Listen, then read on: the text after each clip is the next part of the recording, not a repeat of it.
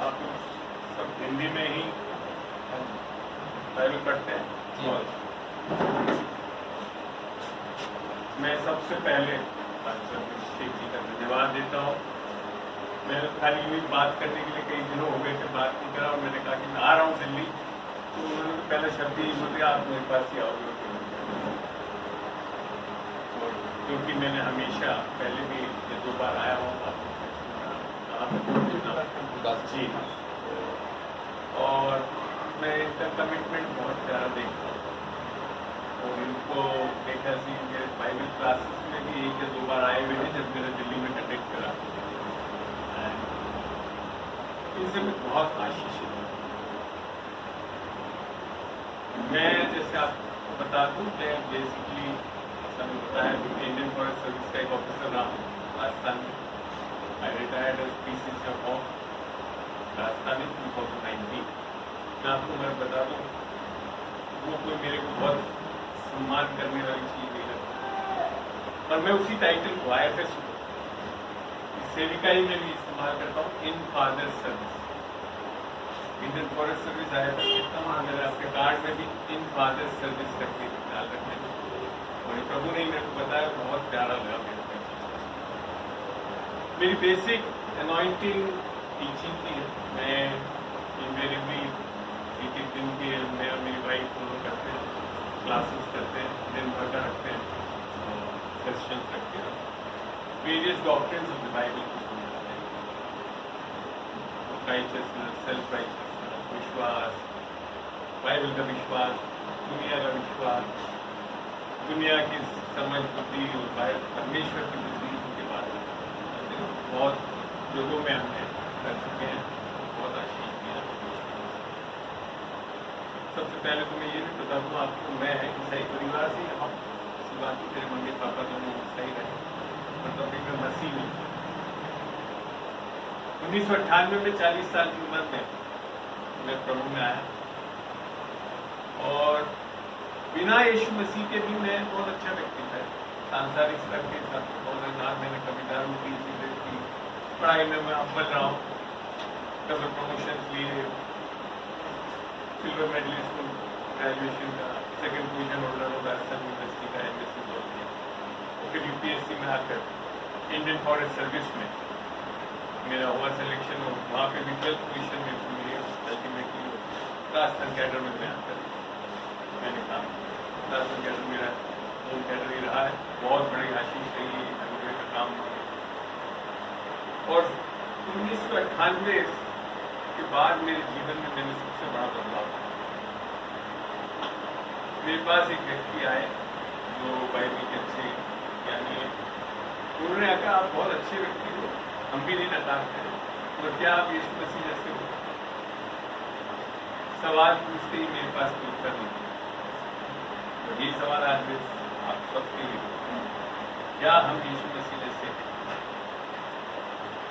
मगर जैसे जब हम ये चीज को बोलते हैं तो हमारे दिल में फिर एकदम से यही आता है, अच्छा बाइबल में से हम क्या क्या करें जिससे यीशु मसीह जैसे बन जाए। और मानते हैं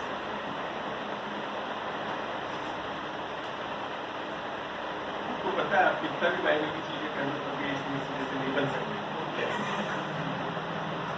क्योंकि अल्टीमेटली सबके अंदर यही समझ आती है कि वो एक हमारे कुछ ना कुछ इतने वर्षों से, चाहे किसी भी धर्म में चले हो, आपकी कोई भी बैकग्राउंड रहा हो, हिंदू मुस्लिम ईसाई मेरे जैसा कोई भी हो, कहीं ना कहीं हमारे दिमाग में ये भर दिया गया है कि हम ये करने लग जाएंगे तो मसीह जैसे बन जाएंगे। और इस तरह से हम बहुत यत्न भी करते हैं। कितने लोग यत्न कर रहे होंगे मसीह जैसे चाल चलने? कोशिश, बड़ा अच्छा शब्द बोला, कोशिश ही करते। मैं आपको बता दूं, आपकी जिंदगी भर की कोशिश भी आप मसीह के साथ चलने की नहीं कर सकते, मगर ये खाली सत्य नहीं, ये एक तरह से सत्य है कि हम अपने आप नहीं कर सकते। तो बाइबल क्या बताती है कि हम, बाइबल में अगर हम पढ़ के देखते हैं, कुछ वर्षों को मैं बोलूंगा, पढ़ेंगे भी हम, आप में से कुछ अच्छी तेज आवाज में पढ़ सकता है बाइबल, जो ब्रदर ही पढ़ खोलिए। अगर आप बोलते हैं कि हम मसीह में हैं तो बाइबल क्या बताती है, पढ़ते हैं। पहला यूहन्ना 1:6। हाँ सब पढ़े। पहला यूहन्ना 1:6। तो सब पहला यूहन्ना 2:6। यदि हम कहें हाँ कि उसके साथ हमारी सहभागिता है और फिर अंधकार में चले हाँ। तो हम झूठ बोलते हैं अब दूसरी जगह और से पढ़ो। सत्य पर नहीं चलते। आगे पढ़े तो यीशु मसीह क्या बोलता है। पहला यूहन्ना 2:6। पहला यूहन्ना 2:6। जो कोई ये कहता है जो कोई ये कहता है कि मैं उसमें बना रहता हूँ, यीशु मसीह में मैं बना हुआ हूँ, यीशु मसीह को जानता हूँ, यीशु मसीह को, ये सोच रहे थे ना, ये क्या लिखा था? उसे चाहिए कि वो स्वयं भी वैसा ही चले जैसे यीशु मसीह चलता था। बड़ा स्पष्ट लिख दिया। देखो क्रिश्चियनिटी से मसीहत ये नहीं है कि आए मिशन संडे को चर्च आना चाहिए, संडे में बैठना चाहिए, यहाँ पे सीखना चाहिए, ऐसे चर्च में बैठिए जहाँ वचन सही ढंग से सिखाया जाए, सत्य को सिखाया जाता है, क्योंकि सत्य आपको आजाद करता है। बोला यूहन्ना 8:32, सत्य को जानोगे सत्य तुम्हें आजाद कर देगा। ये ऐसा नहीं करता हुआ सत्य को पढ़ोगे तो आजाद हो जाएगा। आधे ज्यादा लोग हम लोग ये सोचते हैं कि अच्छा वचन को पढ़ लेंगे तो आजाद हो जाएंगे। नहीं, ऐसा नहीं है। सत्य को जानोगे, तो जानना और पढ़ने में बहुत फर्क है। ऐसी बात नहीं है 40 साल की उम्र तक ऐसी बात नहीं कि मैंने बाइबल कभी जैसे पढ़ी नहीं। निस्संदेह मैं बोलने के लिए कहना चाहूंगा कि मैंने वास्तव में बाइबल कभी पढ़ा नहीं था 40 साल की उम्र तक। मेरा ये बड़ा बेटा अमन जो है संडे स्कूल था, मैं इसे परिवार में होते हुए मैं संडे स्कूल कभी नहीं जाता और इसको बाइबल बोलनी बड़ी अच्छी तरह आती थी। तो मैं हमेशा घर में कोई सभा होती थी तो इसके पास बैठता बाइबल बोलने को दिखा देता था, मैं पढ़ता। यहाँ जो वर्ड है जानना, वो एक बात है रिश्ते। जब तक आप यीशु मसीह को नहीं जानेंगे तब तक आजाद नहीं हो सकते। और आपको पता है कब बोला ये वचन? जब हम इसको पढ़ते ये यूहन्ना 8 में लिखा है। और ये जब यहूदी लोग थे जो कि उस टाइम तक के, और उसमें से कई लोग तो फरीसी और ये लोग थे जो उस टाइम तक जो भी वचन लिखा गया था उसको बहुत अच्छी तरह जानते, बहुत अच्छी तरह जानते थे। मतलब वो कोई नहीं जानता, यहूदी कौम ही था जो इस बाइबल को मानता। उनको बोल रहा है सत्य को जानोगे तो सत्य को जान जाओगे। ये सब तो जानने वाले हैं अगर बाइबल पढ़े हुए, तो तब भी यीशु मसीह ने क्यों बोला? क्यों? क्योंकि जब उन लोगों को उन्होंने थोड़ा सा बात करा तो 8:34 में आकर बड़ा स्पष्ट बोल, जब तुम्हारे को पुत्र आजाद करेगा तब तुम आजाद होगे। अर्थात सत्य कौन है? पुत्र कौन है? यीशु मसीह। और जब वो आप उसको जानोगे तब आजाद। और उसको जानना मतलब तुम क्या जान गए हैं? क्योंकि वचन बताता है यूहन्ना 1 आदि में वचन था, वचन परमेश्वर के साथ, वचन स्वयं परमेश्वर। तो वचन जो मैं जैसे जानता हूँ, मैं 40 साल की उम्र तक ऐसी बात नहीं कि कोई और धर्म में चलता रहा, चर्च जाता था, सब कुछ करता था, पर यीशु को नहीं जानता। और यीशु को जब तक नहीं जानोगे तो वचन को भी नहीं जानोगे। फिर तो वचन क्या है? ये बाइबल जो है ये ऐसी बात नहीं है, ऐसी किताब है, इससे मोटी मोटी किताबें जो है इंजीनियरिंग मेडिकल की होती है और लोग बाग रट लेते हैं उसको। तो इस बाइबल को भी मैंने अपने खुद के परिवार में देखा है, जो पास्टर्स भी रहे हुए हैं और वो सब सरमन दे देते थे सब, पर तब भी यीशु मसीह को नहीं जानते। खाली वचन 2-4 बोल देना ऐसा नहीं है कि यीशु मसीह को जान लिया, पर यीशु मसीह को अगर आप जान जाओगे तो वह स्वयं वचन, तो आप वचन से भरे हो। आप मेरे कभी भी कहीं पे भी खड़ा कर दीजिए, मेरे को कहीं हिचकिचाहट नहीं होती है वचन बात की, क्योंकि मैं जानता हूँ यीशु मसीह का रिश्ता मुझे नहीं क्या। तो जिंदा परमेश्वर, मरा हुआ परमेश्वर नहीं है, मरा हमारे खाते। तो वास्तव में यीशु मसीह जो परमेश्वर था वो कभी नहीं मरा। यीशु मसीह जो मनुष्य का पुत्र जो देह में आया वो मरा। परमेश्वर जिस दिन मर जाए ना, ये कायनात ही बदल जाएगी, इसमें रहेगी नहीं, सब तितर बितर हो जाएगा। क्रूस पे यीशु मसीह मनुष्य का पुत्र जो आत्मा पाया हुआ था, आत्मा से भरा हुआ था, बल्कि एक परमेश्वर उसके अंदर रहता था। पढ़ के देखते हैं कुलुस्से 2:9,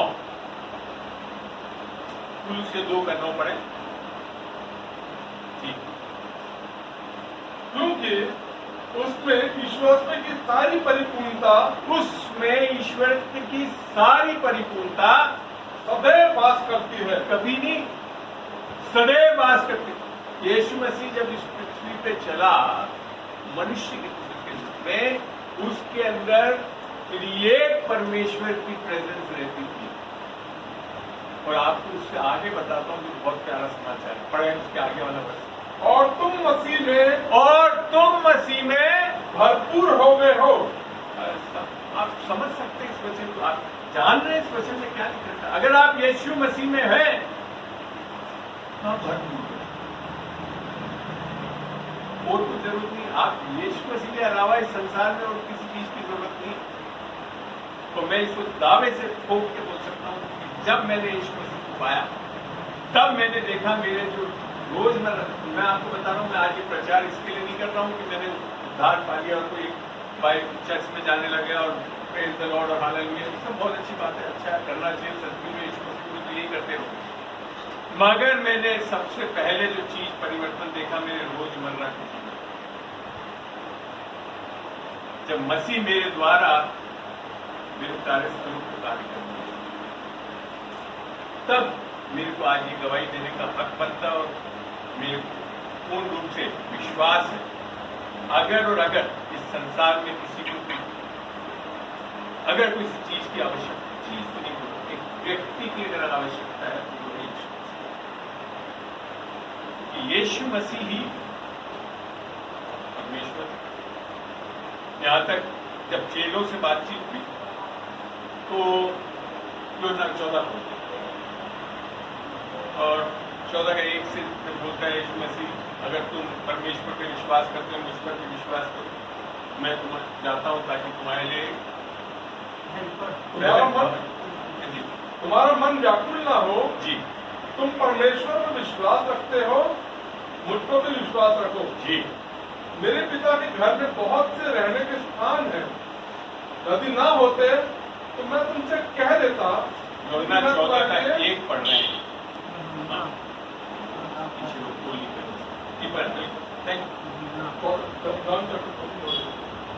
मेरे पिता के घर में बहुत से रहने के स्थान हैं, यदि ना होते तो मैं तुमसे कह देता, क्योंकि मैं तुम्हारे लिए जगह तैयार करने जाता हूँ। आगे यदि मैं जाकर तुम्हारे लिए जगह तैयार करूँ तो फिर आकर तुम्हें अपने यहाँ ले जाऊंगा कि जहाँ मैं रहूँ वहाँ तुम भी रहो। हम लोग कई बार सोचते हैं कि हाँ हम यहाँ बहुत अच्छा बढ़िया चल के पहुंच जाएंगे। वास्तव में बता दूं, जब तक यीशु मसीह आपको यहाँ से नहीं लेकर जाए आप वहाँ पहुंच भी नहीं सकते। ऐसी कोई भी जगह नहीं है जहां तक हम ऐसे जाकर पहुंच के परफेक्ट हो जाएंगे जिससे कि यीशु मसीह के पास सीधे पहुंचे। यीशु मसीह स्वयं हमारे को घर से आकर वापस नहीं, एक्चुअली तो मेरा स्वयं यीशु मसीह आकर अपनी दुल्हन से लेकर जाए। इस बारे में तो यहाँ पे बड़ा समझ आगे आप पढ़ते हैं, इसके छठे पे आ जाए। जहाँ मैं जाता हूँ, छठे, हाँ, जहाँ मैं जाता हूँ तुम वहाँ का मार्ग जानते हो। अब यहाँ बोल रहा है जहाँ मैं जाता हूँ वहाँ का मार्ग जानते हो। चेले हैं, चेले 3.5 साल तक इसके साथ चलते रहे, सब चीज सिखाता रहा, करता रहा, सारे मिरेकल्स के काम करता रहा, लोगों को अंदर सब देखा है। उन लोग से बोल रहा है, ऐसे नहीं कि कोई अन्य जाति के लोगों से। आगे देखते हैं क्या बोलते हैं। थोमा ने उससे कहा, हे प्रभु हम नहीं जानते कि तू कहाँ जाता है। यीशु मसीह का झूठ बोलेगा कि तुम लोग जानते हो, मान क्या? तो थोमा क्या बोल रहा है? हम नहीं जानते कि तू कहाँ जाता है। कई साल प्रभु के साथ चलने के बाद भी एक सवाल बता, तो चेले जब ऐसे बता सके तो आप और में भी ऐसी कमियां रह सकती। आगे पढ़ते हैं इसको। तू कहाँ जाता है तो मार्ग कैसे जाने। यीशु ने उससे कहा, अब यीशु ने बड़ा स्पष्ट बताया, मार्ग और सत्य और जीवन मैं ही हूँ। यहाँ इंग्लिश में बड़ा अच्छा लगता है ना, I am the way the truth and the life. और यहाँ पे भी वो शब्द यूज का ही जो शब्द है हिंदी में, उसका मतलब है इसके अलावा और कोई है नहीं।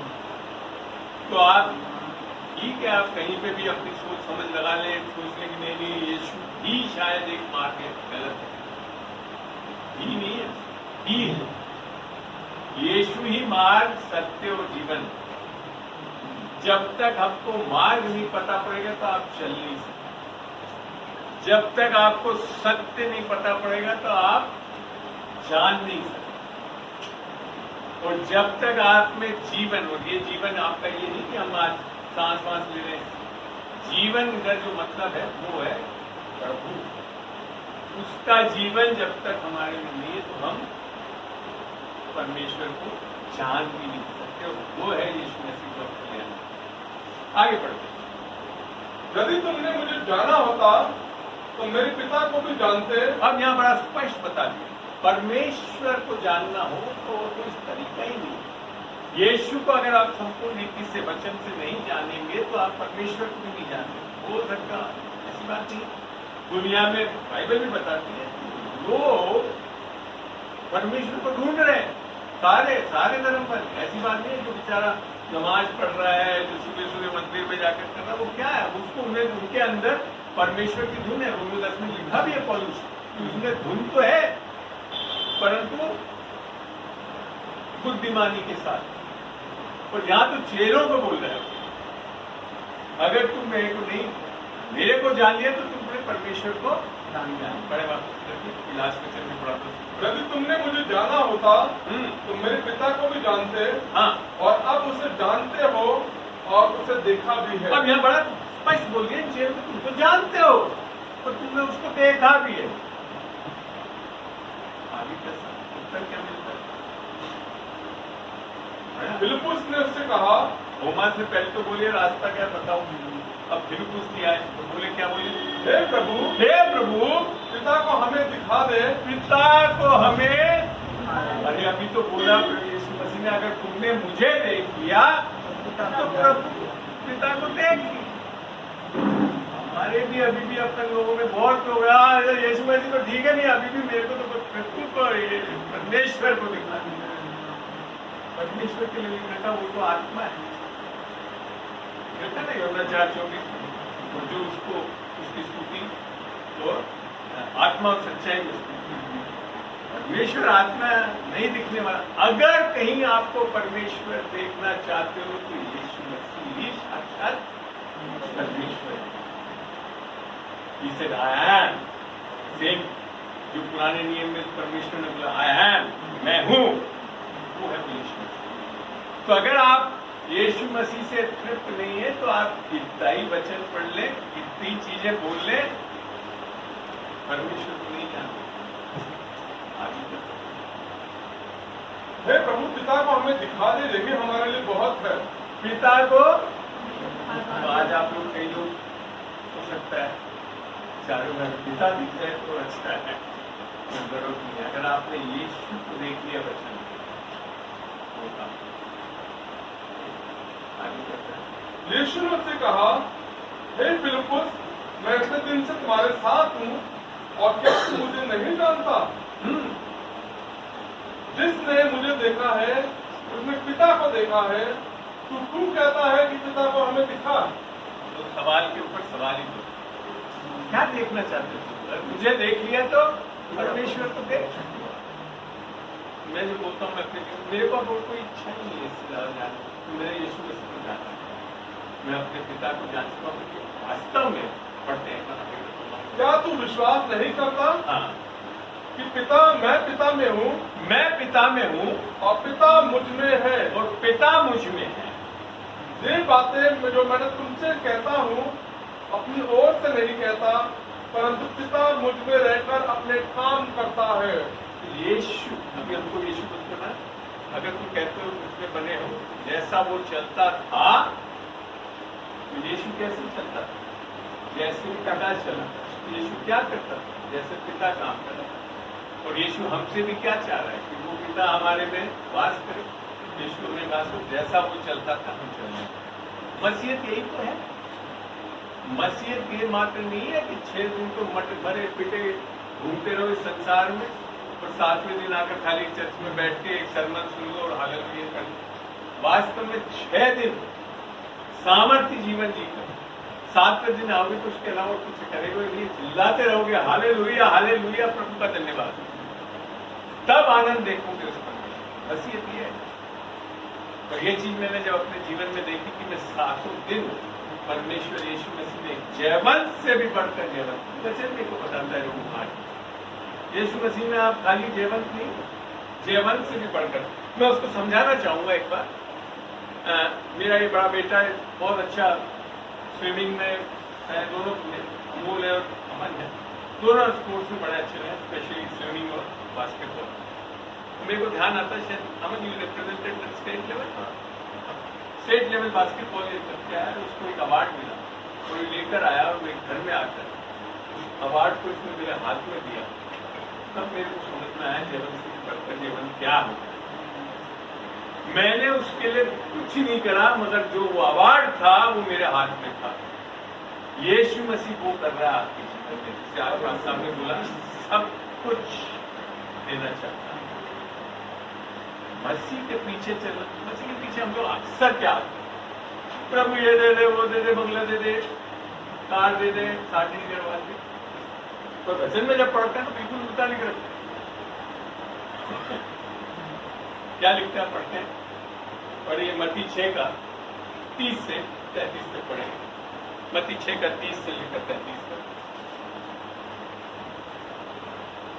इसलिए जब परमेश्वर मैदानी घास को जो आज है कल भाड़ में झोंकी जाएगी, ऐसा वस्त्र पहनाता है, तो ए अल्पविश्वासियों, तुमको वह क्यों ना बनाएगा, तुमको वह क्यों ना बनाएगा। आगे, इसीलिए तुम चिंता करके ये न कहना, क्या करते रहते हो किसी के साथ चिंता करके ये ना कब मेरी जिंदगी सफेद। इसलिए तुम चिंता करके ये न कहना कि हम क्या खाएंगे या क्या पिएंगे या क्या पहनेंगे। चिंता कैसे शुरू करती है? चिंताओं के कारण नहीं कि आप क्या कहते हो उससे चिंता शुरू होती है। क्या पहनेंगे, क्या खाएंगे। क्योंकि अन्य जाति, अब ध्यान से सुने बट समझते क्योंकि मैंने समझा रहा है कि पहली चीजें क्यों करते हैं, क्योंकि ये अन्य जाति इन सब वस्तुओं में की खोज में रहते हैं। क्या कहते? यीशु मसीह खोज में नहीं रहते हैं, मसीह के पास लोग इन सब चीजों की खोज में रहते हैं। और ये कौन होते हैं? विश्वासी, अन्य जाति वाले। तो ऐसे अन्य जाति अगर आप इस तरह से आ रहे हैं, बहुत अच्छी बात है। मैं भी आया था ईसाई होते हुए भी मैं MBSC आया था। तो फिर आगे क्या दिक्कत है? क्योंकि अन्य जाति इन सब वस्तुओं की खोज में रहते हैं और तुम्हारा स्वर्गीय पिता जानता है। अब क्या लिखा है? तुम्हारा स्वर्गीय पिता। अब ये वो अन्य जातियों को नहीं लिखा। स्वर्गीय पिता कब है? जिसने यीशु मसीह को जो परमेश्वर पिता से, जैसे यीशु मसीह में मैं ही मार्ग, मैं ही सत्य, मैं जीवन, मेरे बगैर कोई पिता। अब कहता है स्वर्गीय पिता। पढ़े, स्वर्गीय पिता जानता है कि तुम्हें ये सब वस्तुएं चाहिए। आप भी नहीं जानते आपको एक्चुअली में क्या चाहिए। स्वर्गीय पिता जानता है क्या चाहिए। आगे, इसीलिए पहले तुम परमेश्वर के राज्य और धार्मिकता की खोज करो, तो ये सब वस्तुएं तुम्हें मिल जाएंगी। क्या लिखा है? आपको मिलना हो अगर आपको क्या चीज की खोज करनी, चीजों की खोज नहीं करनी है। तो मैंने जितने भी बच्चे समझा, मैंने सही में सारी प्रार्थनाएं कर सकती हूँ। तो मैं भी मानता था ऐसी बात नहीं कि मैंने 800 बेची तो मेरा प्रभु एक अच्छी कार मिला दे करता। पर जब इस वचन को पढ़ा, मैंने देखा यहाँ तो बिल्कुल उल्टा नहीं लगता है कि मैं खाली 2 चीज की खोजी हूँ। किसकी? धार्मिकता कौन सी? उसको समझाऊंगा मैं। आपकी धार्मिकता की खोजी मत हो जाना, स्वयं की धार्मिकता में मत चलना, परमेश्वर की धार्मिकता की खोजी में और परमेश्वर के राज्य की खोजी। तो ये सारी चीजें, और यही मेरे जीवन में हुआ जब मैं इस चीज को जान गया, बाकी सब चीजें तो जुड़ती ही हैं। तो मेरे में नहीं, मेरे गवर्नमेंट वालों को बहुत फायदा हो गया।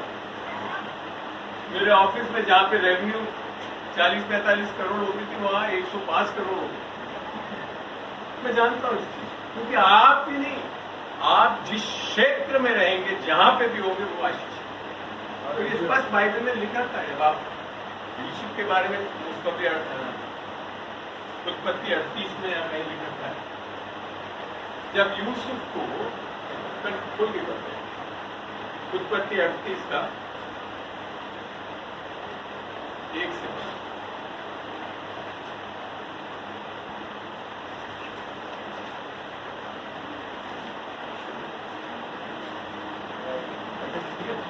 तो मत पड़े। उन्हीं दिनों में ऐसा हुआ कि यहूदा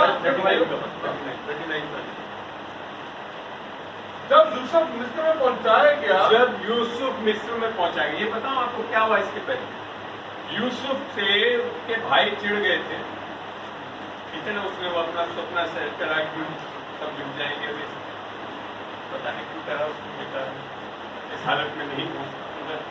परमेश्वर बोलता है कि सब बातों में मैं तुम्हारी भलाई कर सकता। चलिए, हाँ, तो इसकी हालत ये थी कि इसको वास्तव में तो मारने वाले थे, और एक भाई को दया आगे, उसने कहा यार छोड़ो, इसके कपड़े वपड़े उतार लो, उसको भेड़ बकरी के खून से रख के उसको खड्डे में डाल दिया। और बाप को जाकर बोल रहे कि वो कोई जंगली जानवर आ गया, कपड़े दिखा दिए, कपड़े भी उतार लिए और उसको खड्डे में डाल दिया। वहां से जो निकल रहे थे, उस टाइम व्यापार करते थे, तो दासों को ले आते, उन्होंने इसको ले आकर पहुंचे हैं ये लोग।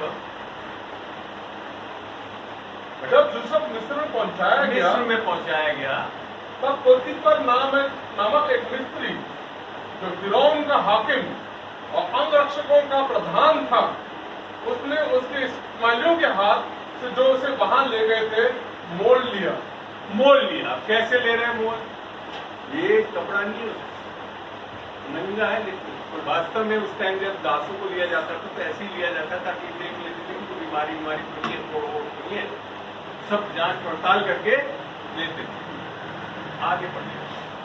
यूसुफ अपने मित्र स्वामी के घर में रहता था और यहोवा उसके संग था, इसलिए वो भाग्यवान पुरुष हो गया। कौन सा व्यक्ति आप रोड पे भीख मांगता है, व्यक्ति पूरे तो कपड़े पहने, यूसुफ तो नंगा है, और यहाँ क्या लिख रखा है? यहोवा उसके साथ था और वो भाग्यवान व्यक्ति था। इंग्लिश की कोई बाइबल है किसी की? इंग्लिश में, and the Lord was with Joseph and he was a prosperous man. शब्द प्रॉस्परस, उन्नत करने वाला। आप जानते हैं, आपकी लोग आजकल लाकर दिखाते ना, ये तो मेरे क्रेडिट कार्ड है और ये मेरी ऑडी है, वो कोई उन्नति का चिन्ह नहीं है। क्या हमारा परमेश्वर हमारे साथ, वो उन्नति करता। मैंने अच्छे लोगों का, आप जरा सुनते होंगे न्यूज में, इतना बड़ा मल्टी स्टार का क्या कर लिया, आत्महत्या कर ली, ड्रग पी ले रखे, ये उन्नति की। यहाँ लिखता है यूसुफ के साथ परमेश्वर था और वो क्या हो गया था? भाग्यवान पुरुष हो गया। भाग्यवान पुरुष हो गया। आप इन वचनों को सही में आप मनन करें और लेवे अपने हृदय में, आप जानेंगे मसीह में हम क्या हैं। आगे पढ़ते हैं इसको। यूसुफ के स्वामी ने देखा कि यहोवा उसके संग रहता है। यहोवा उसके, कोई विश्वासी आदमी नहीं था, बाइबल एक अक्षर नहीं जानता था, इस बाइबल के परमेश्वर के बारे में कुछ नहीं पढ़ा हुआ था उसने, मगर तब भी वो जान गया परमेश्वर उसके साथ। या आपके जीवन से लोग जान रहे हैं मसीह आपके साथ है। आगे बढ़ते। और जो काम यूसुफ के स्वामी ने देखा कि यहोवा उसके संग रहता है, और जो काम वो करता है उसको यहोवा उसके हाथ से सफल कर देता है। आप जानते हैं आप कितने बड़े क्वालिफाइड हो गए। यूसुफ को ऐसा क्वालिफाइड हो गया कि वो समझ गया उसका मालिक कि ये इसको कुछ भी काम दे दोगे तो वो सफल हो जाएगा। क्यों? यहोवा उसके द्वारा कार्य। क्या आप अपने वर्क प्लेस में उधर पे क्या आपके बॉस में आप पे विश्वास कर सकते हैं कि इसके हाथ में कुछ दे दे तो? मैंने ऐसा ही जीवन जिया है अपने करियर में। मैं गवर्नमेंट में रहा हूँ, स्पेशल सेक्रेटरी रहा हूँ, जो डायरेक्टली मंत्रियों के नीचे काम करा हुआ है। तो मैं आपको बताऊँ, जितने भी चाहे किसी भी पार्टी का मंत्री हुआ हो, और अक्सर आप देखते होंगे जब गवर्नमेंट बदलती है तो सारे अधिकारी बदल जाते हैं पार्टी के साथ। मेरा कभी भी ट्रांसफर नहीं हुआ गवर्नमेंट बदल, क्योंकि मैं गवर्नमेंट का हूँ, जो लोगों के द्वारा नहीं चलाया जाता है, वो सच्चे परमेश्वर के द्वारा चलता है। और उनको पूरा विश्वास था कि रत्ना स्वामी जी को दे देंगे तो हो जाएगा। क्यों? वो जानते नहीं हो, चाहे यीशु मसीह उनके अंदर दिखेगा कि परमेश्वर कार्य कर सकता। आपके ऊपर कोई एट्रोसिटी या परसिक्यूशन इस तरह से नहीं आ पाएंगे अगर आप सच्चे परमेश्वर। वो एक अलग बात है जो मसीह की चाल चलते हैं, उनके परसिक्यूशन आता, बाइबल भी बताती है। तो एक अलग परिप्रेक्ष्य में है जब हम सुसमाचार को बताने जाते हैं तो शैतान अलगाव करता है, वो नहीं करता। तो आपकी लड़ाइयाँ जो है लोगों से नहीं होनी चाहिए कभी, आपका युद्ध मांस और लहू से नहीं होता है, शैतानी ताकतों से। तो यहाँ आगे बढ़ते हैं। तब उसकी अनुग्रह की दृष्टि उस पर हुई और वो उसकी सेवा टहल करने के लिए नियुक्त किया गया। अब आप देखते हैं, जैसे ही एक तो परमेश्वर का अनुग्रह तो था, अब मालिक का अनुग्रह भी उसके लिए हो गया। बाइबल में लिखा था, you will find favour with man and God. आप मनुष्य और परमेश्वर के साथ दया पाएंगे, अनुकंपा पाएंगे। ये फर्क आता है जब आप सही में मसीह हैं। अगर मसीह यीशु मसीह आपके अंदर है तो निस्संदेह आप पाएंगे। आपको मांगने जाने की जरूरत नहीं, बल्कि आपके पीछे पीछे ये चीज आने। फिर आगे क्या लिखा है, उसको क्या बना दिया और उसकी सेवा टहल करने के लिए नियुक्त किया गया। अभी ये पहले तो क्या नियुक्त किया गया था, दास के रूप में लिख रहा है। अब ये क्या हो गया, अधिकारी के रूप में नियुक्त किया जा रहा है। तो प्रमोशन आपको सरकारों से और बॉसों से नहीं मिलती। बाइबल में लिखा था promotion comes from the God. जैसे ही परमेश्वर को आपके जीवन में कार्य करते हुए देखेंगे तो निश्चित आपको उन्नति मिलेगी। मेरा वचन तो बाइबल यही बता, और मैंने यही विश्वास करा। और यहाँ तक मेरे जीवन में कई बार मेरे प्रमोशंस के लिए लोग कई बार रोड अटकाते सब, पर मेरा पूर्ण विश्वास था कि लोगों के कारण मेरे को प्रमोशन नहीं मिला। कोई प्रमोशन मेरा नहीं रोक सकता। क्यों? क्योंकि मैं छोटे मोटे बेटा हूँ। मैं इस संसार के सबसे बड़े परमेश्वर का बेटा हूँ। और ये कोई मैं घमंड से नहीं बोल रहा हूँ, घमंड करने लायक बात है। क्योंकि मैं सरकारों में काम कर चुका हूँ, मैं जानता हूँ जब कोई चीफ मिनिस्टर को जान जाता तो सीधा सीना थाने उतर आ जाता है, कहता है टीम सामने भेजा है। आदर देता हूँ, तब भी थोड़े से अंदर से मेरे पास ऐसी आती है 5 साल वाला है। मैं तो उस परमेश्वर का बेटा हूँ जो हमेशा युगान युग तक राज करने वाला। आपको घबराहट नहीं होनी चाहिए। अगर आप जान जाओ आप कौन है यीशु मसीह, आपके अंदर एक बोल्डनेस और कॉन्फिडेंस रहेगा।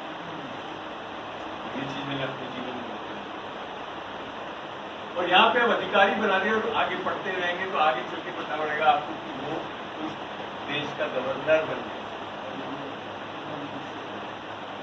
क्यों? क्योंकि बाइबल का प्रॉमिस तुम पूछ नहीं रहोगे पर फिर बनाएगा। ये सब आपके कारण नहीं हो रहा था, वो ये यूसुफ की कोई काबिलियत के कारण नहीं होता था। क्यों? क्योंकि वहां लिखा था क्योंकि यहोवा उसके साथ। आप इस संसार की मैंने जैसे करें, मैं क्रीम ऑफ द नेशन कहते हैं यूपीएससी में अगर आप पास कर लो तो आपको बता दूं कभी मैं जब तक प्रभु में नहीं आया सारा क्रीम बेकार। बाइबल बिल्कुल अलग पता है, उसने मूर्खों को चुना है ताकि ज्ञानवानों को वास्तव में जब मैं परमेश्वर ने चुना, जाना मैंने, वास्तव में मेरे को बिल्कुल मूर्ख बनना पड़ा परमेश्वर। तो वो कब हुआ मेरे साथ कि एक बार जब मेरे घर में जब मैं प्रभु में आया था, 1 साल के लिए थे, एक आदिवासी क्षेत्र में पास पड़ा हमारे यहाँ, वहाँ पे इंडिया गेहूँ की खेती मिनिस्ट्री बड़ी अच्छी चलती है। तो उनके यहाँ से एक लड़का आया था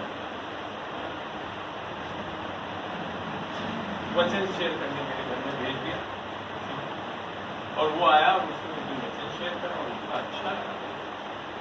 और बाद में जब मैंने उसकी गवाही सुनी तो पता पड़ा वो तो 8वीं पास भी किया और उसके पहले वो जादू टोना करता था। तो उसके बाद इतनी शक्ति थी कि वो बोलते हैं ना, लोगों को मरवा दे, करता था, बोलता था। और उसने कहा सबसे पहले मेरे अब बुरे जब मेरे को पता पड़ा कि यीशु मसीह का एक बंदा आया और उधर पे जब मैंने कोशिश करा तो कुछ नहीं लग पाया, तब मेरे अंदर जिज्ञासा आई कि यीशु मसीह कौन है इस दुनिया में। और उस दिन जब मैं चला गया सब सुन के, तो रात में परमेश्वर ने बातचीत करी, बहुत सच में बता तू ज्ञानी है।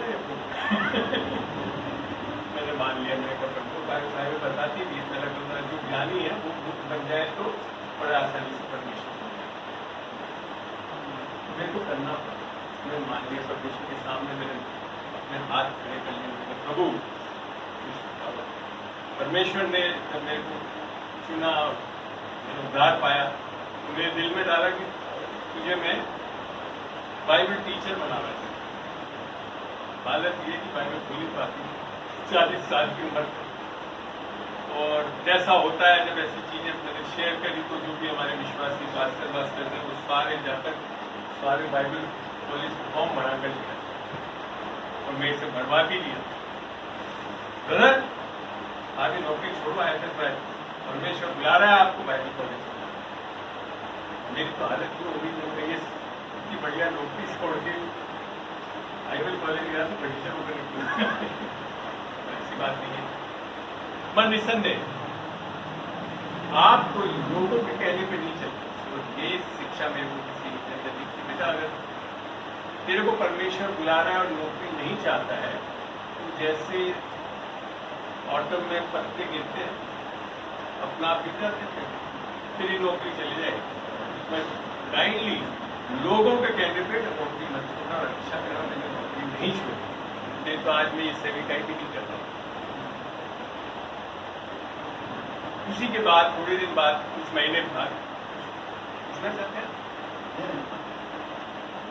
कुछ महीने बाद एक कपल आया, लंदन से पास्टर थे, मेजी हिल करके, और उनकी वाइफ, सॉरी पास्टर हिल, उनकी वाइफ मेजी। वो आए, वो मेरे को कुछ नहीं जानते, मेरा आगे पिछड़ा कुछ नहीं जानते थे। मैं जैसे यहाँ पे हम फेलोशिप उस टाइम कर रहे थे, उसमें गए तो पास्टर ने बोला कि आप यहाँ डिनर करने आएंगे रात को, हमको बहुत अच्छा लगता था, कोई भी ऐसे आते थे सेवक उनको खाना खिला ले आए, खाना वाना खिला दिया। तो अक्सर होता है ना कि भाई प्रार्थना करो।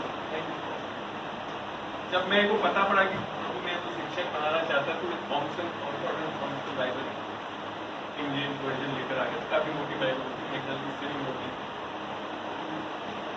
वो पढ़ी हुई थी। तो वहां पे उन्होंने उठाया और उसकी पढ़ने की पलटने लगे। तो मैंने सोचा कोई बच्चे ढूंढ रहे हैं और बताएंगे मेरे को, ताकि मैं आशीष वो यूं करते हो तो इंग्लिश में बोले समझ में आ जाएगा। Brother God is telling me that you will open the word and make it so simple that people will understand. प्रभु शिक्षक बनाने तक तो बात समझ में आई, कहीं जाकर देखूंगा, समझ लूंगा, सिखा जा दिया जब ये असंभव है कि इस वचन को मैं खोलूं और इतना आसान बना दूं कि लोगों को समझ में। पहले एक घंटा तो बीत चुका था जब परमेश्वर बोला कि मैं तेरे को शिक्षक बनाना चाहता हूँ। हालत ये कि बाइबल खोल ही नहीं आती। उस दिन भी जब बाइबल ये बताया, दूसरे दिन सुबह जब परमेश्वर ने 4 बजे उठाया, उठा के बाइबल उठा, तो परमेश्वर जानता था इसको ये बोलूँ कि फलाना चैप्टर और फलाना वर्ष, इसको पता ही नहीं पड़ेगा, खोल नहीं करता ताकि खोलो। और लिटरली मैंने बाइबल यूँ रखी सामने, उसको जो पहला वर्ष मेरे आंखों के सामने आया वो था 1 John 2:27, अंग्रेजी में वो लिखता है, The anointing which abides in you will teach you the truth that no man need to teach you, and whatever he will teach you it will be truth, no lie, and he will abide in you forever. जो अभिषेक तुम्हारे को किया गया वो सत्य सिखाएगा, इसमें कुछ झूठ नहीं होगा, हमेशा तुम्हें बना देगा। वो मेरे को समझ में आया, जैसे रेवलेशन वचन मेरे आंखों के सामने बिल्कुल ऐसा लगा कि बाइबल उठ के दिखा। मैंने सारे बाइबल कॉलेज वाले फॉर्म में उसमें सबको ईमेल कर दिया उस वचन से। मैं जब प्रभु ने मेरे से इस तरह से बातचीत करी, मैं प्रभु से सीखूंगा आपके कॉलेज में बताना। और उस दिन से मेरी जर्नी शुरू वचन को सीखने की। और मैंने जैसे बताया ना कि मैं एक ऐसा व्यक्ति था जिसने बाइबल नहीं पढ़ी 40 साल की। 1998 में जब मैं प्रभु में आया, 3 महीने के अंदर मैंने गुड न्यूज बाइबल के बच्चों की जो होती है PSI पढ़ ली, जबकि 40 साल तक मैंने बाइबल नहीं पढ़ी। क्योंकि अगर कोई ये कहता है कि मैं मसीह में हूँ तो फिर मैं उससे पूछूं वचन पढ़ते हो, नहीं समय नहीं है जी साहब, इतना बिजी हूँ। मैं कह रहा हूँ मेरे जैसे ज्यादा बिजी नहीं हो सकते। मैं क्लास 1 आया था तो प्रोफेसर था। क्यों? क्योंकि अगर यीशु मसीह आपके अंदर है तो वचन है, वो आप वचन के लिए भूखे प्यासे हो जाओगे। जैसे खाने के लिए भागते हो ना आप, ऐसी वचन की। इसी के लिए 3 महीने में मैंने बाइबल को जरूर पढ़ी। मैं कुछ ऐसी बात नहीं कि सारी चीज समझ में आ गई, पर उत्पत्ति से लेकर प्रकाशित वाक्य। तो उससे पहले मैं साइंस का स्टूडेंट था, मैं कभी भी विश्वास नहीं कर सकता अरे यीशु मसीह वहाँ ऊपर था, उसमें कहाँ गया तो उसमें मेरे क्या फर्क पड़ने वाला, मैं ऐसे मानता तो 2000 साल पहले बात हो गई, उससे क्या होगा मेरे। तो साइंस का स्टूडेंट होने के कारण मैं तो वैसे भी बाइबल को पढ़ा नहीं, मैं तो उत्पत्ति को मानने के लिए नहीं तैयार। इतना मैं जानता हूँ, जब 3 महीने में बाइबल पढ़ी मैं इतना जरूर मानने लग गया कि उत्पत्ति से लेकर प्रकाशित वाक्य पूरी सत्य। इसको मैं क्वेश्चन नहीं कर क्योंकि परमेश्वर यीशु मसीह सत्य अगर आपके अंदर है तो आप नकार ही नहीं सकते। हाँ, आप ये जरूर सोच सकते हो कि अगर समझ में नहीं आया तो उसकी समझ लाऊं, उसको जानूं कि उसमें सत्य क्या है। जैसे लोग बात सोचते हैं कि होते हैं सत्य, मत सारा वचन एक तरह से सत्य नहीं। आप बाइबल उत्पत्ति 2:16 में लिखा था कि ज्ञान के वृक्ष के फल को मत खाना, क्योंकि जिस दिन तू उस फल को खाएगा तो अच्छे और बुरे का बोध हो जाएगा और तू निश्चय ही मर जाएगा। और उत्पत्ति 3:3 पढ़ के देखो। और जो वृक्ष वाटिका के बीच में है उसके फल के विषय में परमेश्वर ने कहा है कि ना तो तुम उसको खाना और ना उसको छूना, नहीं तो मर जाओगे। तब सर्प ने स्त्री से कहा तुम निश्चय ना मरोगे। इसमें सत्य क्या है? वचन में लिखा है सत्य कौन सा है? 2:16 या 3:4? आप बात समझ रहे हैं? देखो बाइबल में जो चीज लिखी वो सारी चीजों को लिखा गया जैसे ने जैसा था, पर इसका मतलब नहीं कि सारा वचन एक तरह से यीशु मसीह। एक और दूसरा उदाहरण बाइबल में लिखा था ना रोमियो 10:17 में, वचन के सुनने और विश्वास। इसलिए विश्वास सुनने से सुनना मसीह के वचन से होता है। हिंदी में बहुत अच्छा लगा, इंग्लिश में किंग जेम्स में लिखा है hearing from the word you will receive. मगर आप अगर पढ़ेंगे गलतियों 3:12 पढ़ें, हाँ गलतियों 3:12। और व्यवस्था का विश्वास से कुछ संबंध नहीं। आप ध्यान से समझ में आ रहा है? बाइबल की व्यवस्था निसंदेह, विशेषकर 10 नियम परमेश्वर ने स्वयं पत्थर की पट्टियों पे अपने उंगलियों से उसी व्यवस्था के बारे में क्या बताया जा रहा है। यहाँ लिखा था व्यवस्था का विश्वास से कोई संबंध नहीं। 10 नियम में कोई गलती नहीं है। अगर उन्हें 7 पढ़ोगे तो वहां लिखा का है वो स्पिरिचुअल आत्मिक है, मगर उसका विश्वास से कोई संबंध नहीं।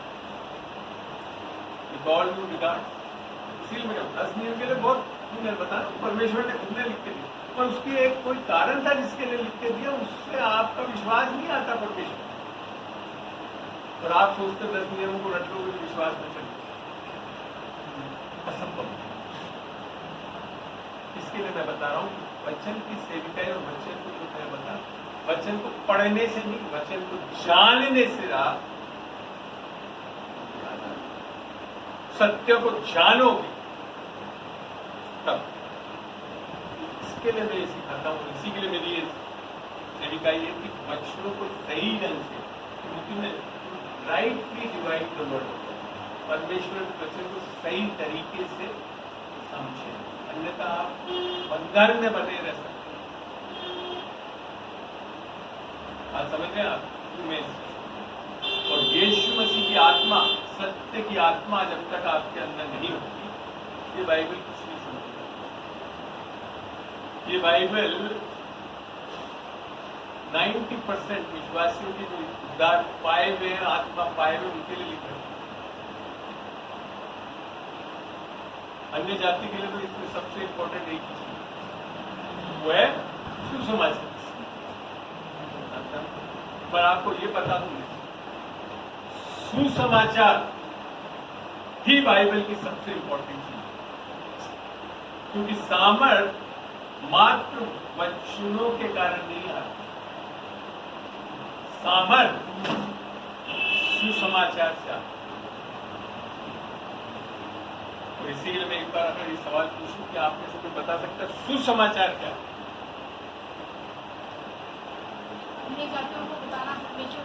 तो बताना क्या है? बहुत अच्छी बात है, सुसमाचार बताना है। एक जन एक हाथ उठाकर मैं उनसे पूछूं कौन बताना चाहता है? जी हाँ, आंटी से नहीं, आप लोग पीछे यीशु के बारे में क्या बता? यीशु बहुत अच्छा था, बहुत अच्छे कैरेक्टर का आदमी था, ये बताते रहते हैं दुनिया में। यहाँ तक गांधी जी ने बोला अगर यीशु मसीह जैसे लोगों को चल के दिखा तो आज प्रभु के पीछे बता कर देगा कोई नहीं आए। वो तो बोलेंगे क्या फायदा, वो जाकर तो उसमें टंग गया, मैं भी टंग जाऊं। तो क्या है खुदा नहीं मानना? मैं आपको, आप मेरे से कुछ सुंदर से करेक्शन कर लें। हाँ आप बता। हाँ मैं ऐसी लोगों को बहुत पसंद करता हूँ। मतलब होता है अच्छा, और समाचार मतलब उसके बारे में, उसकी उत्पत्ति के बारे में बताने कि यीशु मसीह कैसे है और उनका उत्थान कैसे हुआ। सिस्टर प्रभु में कितने साल हो गए?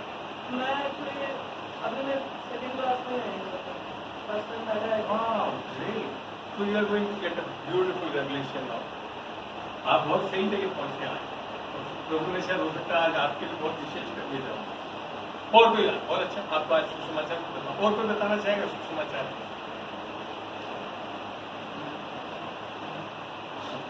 आप मैंने पूरी घबराए नहीं। आपकी क्या उम्र होगी? मैं 40 साल तक नहीं जानता था सुसमाचार का। बढ़िया, आप में से बहुत लोग जो है मेरी इस उम्र से कम ही होंगे। और इसके लिए मैं एक बात पूछना चाहता हूँ, आप कोई भी और बताना चाहेगा सुसमाचार के? चलिए, आंटी क्या बताना चाह रही थी, बताएं। मैं ये बताना चाह रही थी कि हम बताएंगे कि यीशु मसीह कौन थे, क्यों आए इस धरती पर, और उन्होंने हमारे लिए क्या किया, और हमारे उनमें क्या अधिकार है। Who we are in Christ। चलिए बहुत अच्छा, बाइबल से देखते हैं आज सुसमाचार क्या है। पढ़े पहला कुरिन्थियों 15:1-3 पढ़ेंगे, धीरे धीरे पढ़े पड़ता है हिंदी में। पहला कुरिन्थियों 15:1-3। हे भाइयों, मैं तुम्हें वही सुसमाचार बताता हूँ। क्या बोल रहा है पौलुस? वही सुसमाचार बताता हूँ जो पहले सुना चुका हूँ। तो पहली बार सुसमाचार को सुनना पड़ेगा आपको। जिसे तुमने अंगीकार भी और किया फिर था, उस सुसमाचार को अंगीकार करना पड़ेगा। ग्रहण करना। अंगीकार मैंने बोलना, मुंह से बोलना। आगे, और जिसमें तुम स्थिर भी हो, उसी के द्वारा तुम्हारा और उद्धार भी उसी होता में है। स्थिर होना चाहिए और उसी से तुम्हारा उद्धार होता है। उसी के द्वारा तुम्हारा उद्धार भी होता है। अभी तक पौलुस ने सुसमाचार नहीं बताया, बता रहे कि सुसमाचार सुनना पड़ेगा, अंगीकार करना पड़ेगा, उसमें स्थिर रहना पड़ेगा, तो उसके द्वारा उद्धार होता है। आगे, यदि उस सुसमाचार को जो मैंने तुम्हें सुनाया था स्मरण रखते हो, नहीं तो तुम्हारा विश्वास करना व्यर्थ हुआ। आप समझते हो सुसमाचार क्यों इम्पोर्टेंट? क्योंकि अगर वो नहीं जानते तो इस बाइबल पे विश्वास, परमेश्वर में विश्वास भी नहीं कर पाओगे।